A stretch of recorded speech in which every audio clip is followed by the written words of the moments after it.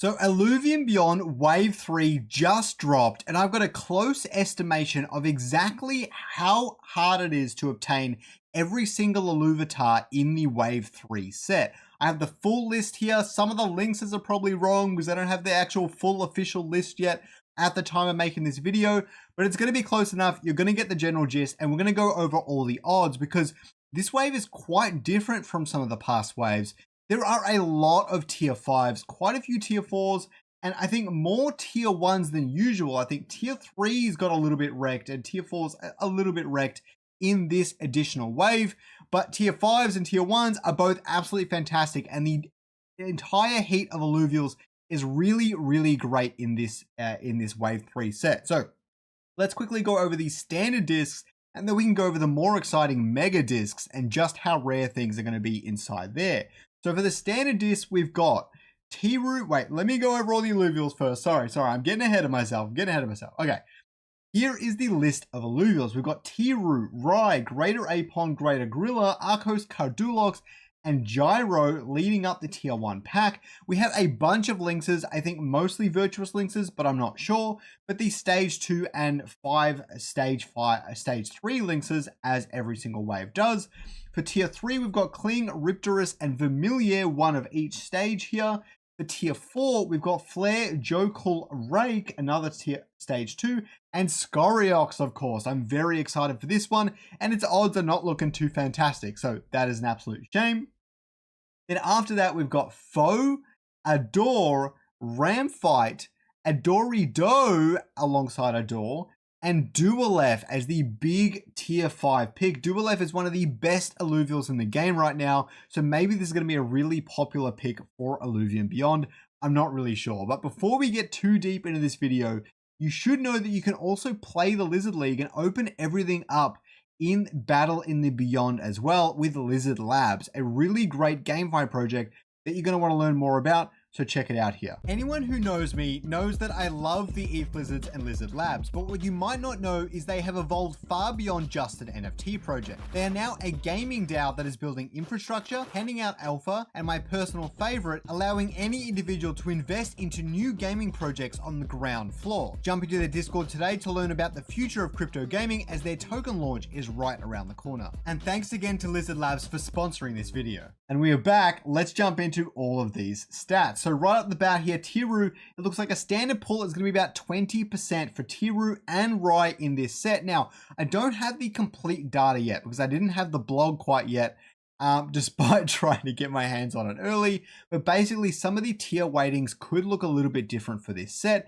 and probably tier 1s are not going to be this common. They're probably going to be decreased a bit from what I've got, but my stats should be pretty close, within 10 to 15% of what they actually look like. And if I need to make an updated video in the future, I will, but I need to get this video done because I won't have time to do it before Illuvium Beyond launches. So I'm doing it now. So take this all with a grain of salt, but for the most part, it should be pretty close. So the Greater Apon, Gorilla, and Arcos, all stage 2 tier 1s, are at about 6% each. Cardulox and Gyro at about 2% each. So 1 in 50 discs is going to be a Cardulox or a Gyro in your standard disc, which is actually pretty uncommon here because there are so many other tier 1s in the set. So they're going to be surprisingly rare, unlike stage 3 tier 1s of previous waves.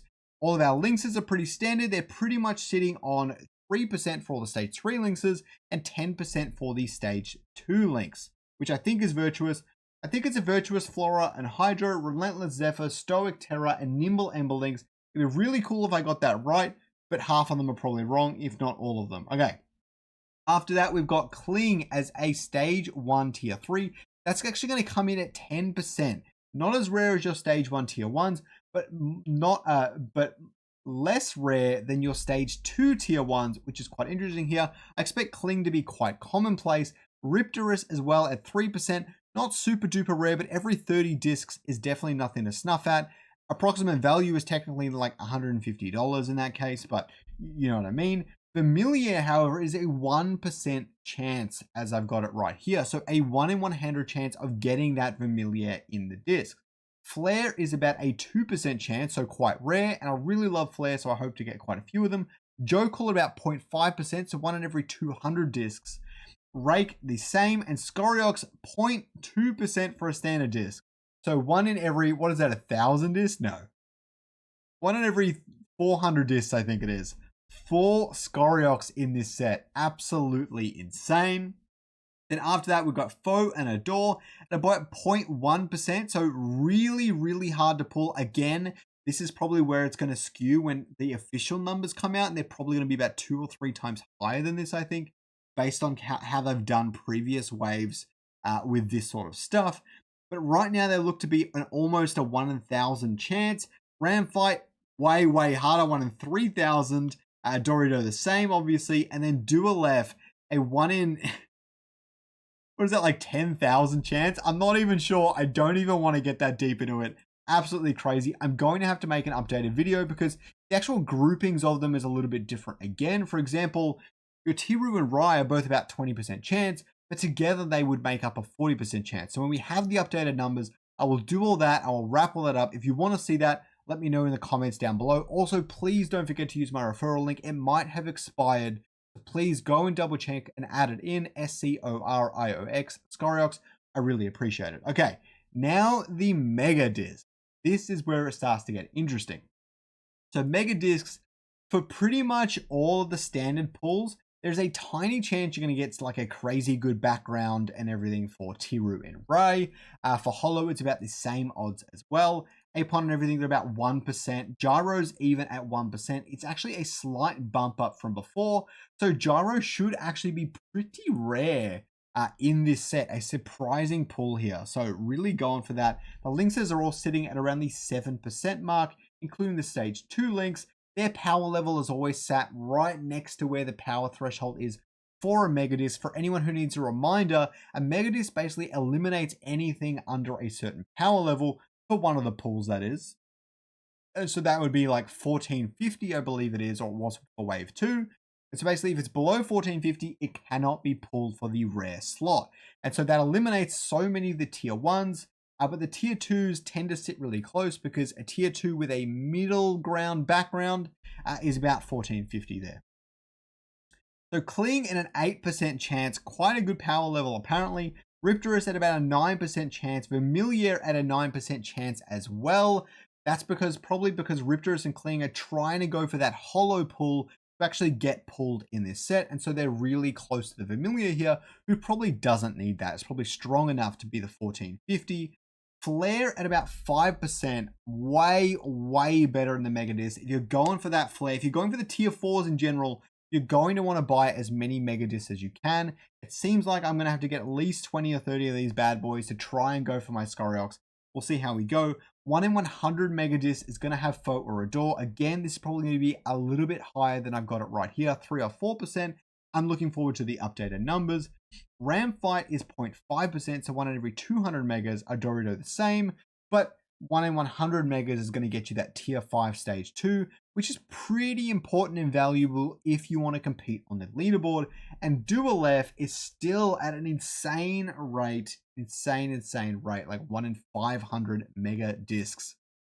Wow. People getting that Dualef, because there are so many, like even with the tier weightings and things that are going to change, the Dualef, there are so many tier 5s in this wave that Dualef might actually be the rarest tier 5 or the rarest Illuvitar in terms of raw numbers and mathematics that we've seen in this entire set. So a holo Dualef, a holo rare expression Dualef is technically more valuable than a Ramfire and a Fisto have been historically. So if you can get one of those bad boys, treasure it, keep it close to your heart, and it might even really help you win on that wave 3 leaderboard. Good luck, everyone. Please, I hope you learned something, and don't forget to use my referral code. If you want to check out more about Illuvium Beyond and exactly how much you could earn from all the systems, check out that video in the corner. Have a good one.